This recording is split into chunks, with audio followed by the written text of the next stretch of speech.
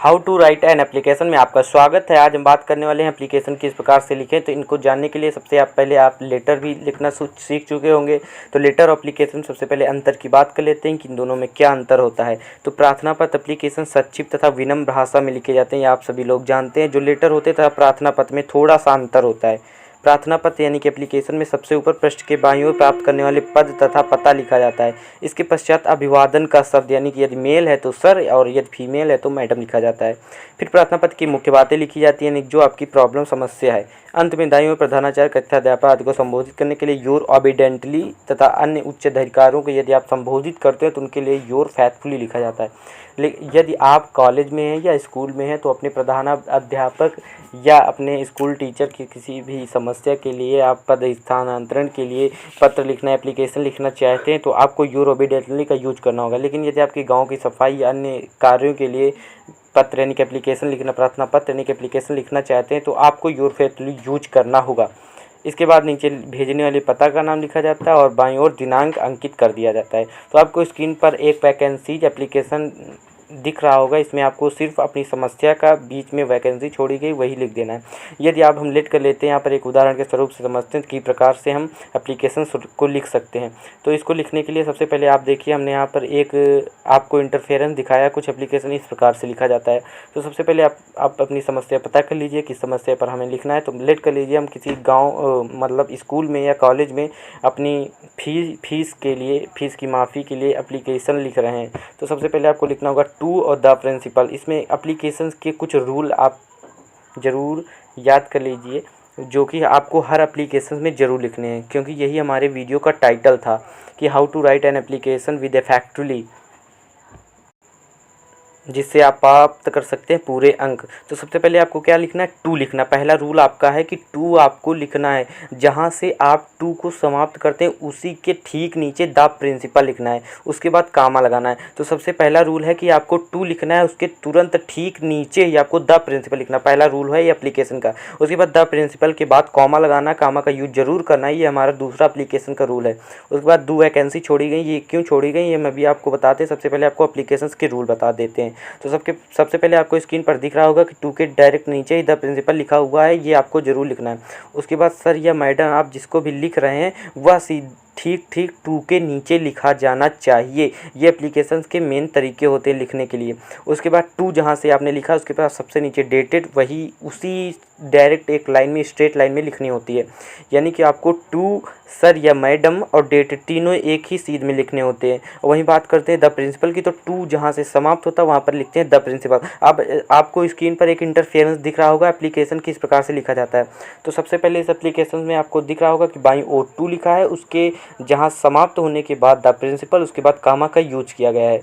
यदि यह आप अपने विद्यालय की ओर लिख रहे हैं तो आपको यहाँ पर विद्यालय का नाम डालना है द प्रिंसिपल कॉमा के नीचे, और यह कहाँ पर स्थित है आपको यह डालना है। लेट कर लेते हैं, आपका विद्यालय लखनऊ, उन्नाव या किसी अन्य बड़ी सिटी जैसे मुंबई या कोलकाता में स्थित है, तो आपको जहाँ से आप ये पत्र कॉलेज या स्कूल से लिख रहे हैं वो आपको डालना है।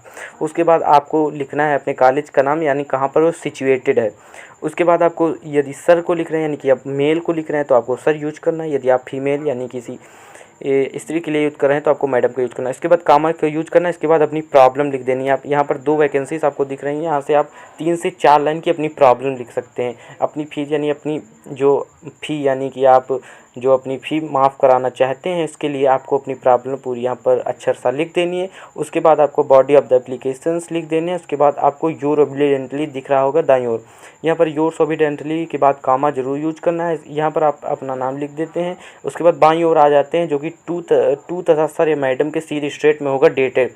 जब यह एप्लीकेशन आप सबमिट करेंगे उस दिन की यहाँ पर डेट पड़ेगी, आपको डेट डाल देनी है और आपको एप्लीकेशंस को सबमिट कर देना है। आपका एप्लीकेशन मान्य हो जाएगा और आपको मिलेंगे पूरे अंक। तो आपने आशा करता हूँ कि यह एप्लीकेशन लिखना सीख गए होंगे।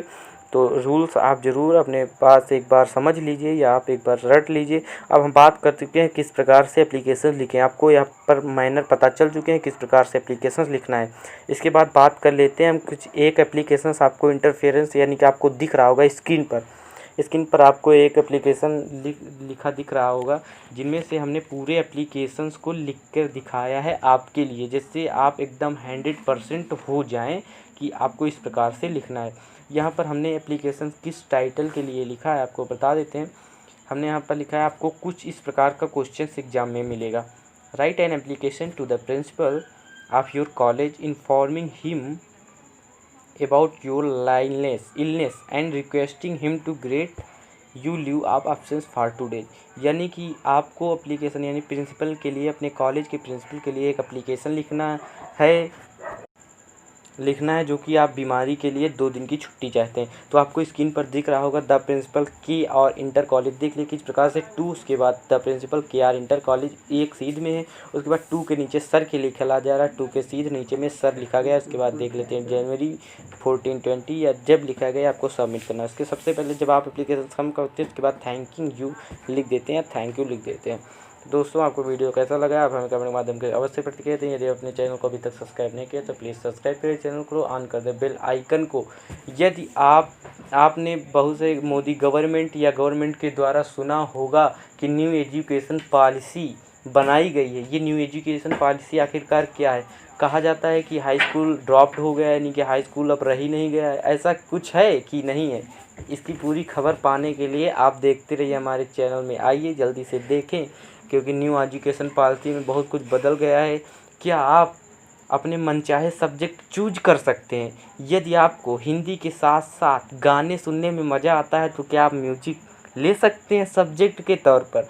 आइए जानते हैं न्यू एजुकेशन पॉलिसी के रूल क्या क्या हैं। तो सबसे पहले आइए हमारे चैनल को सब्सक्राइब कर लीजिए और जान लेते हैं कि न्यू एजुकेशन पॉलिसी के रूल क्या क्या हैं।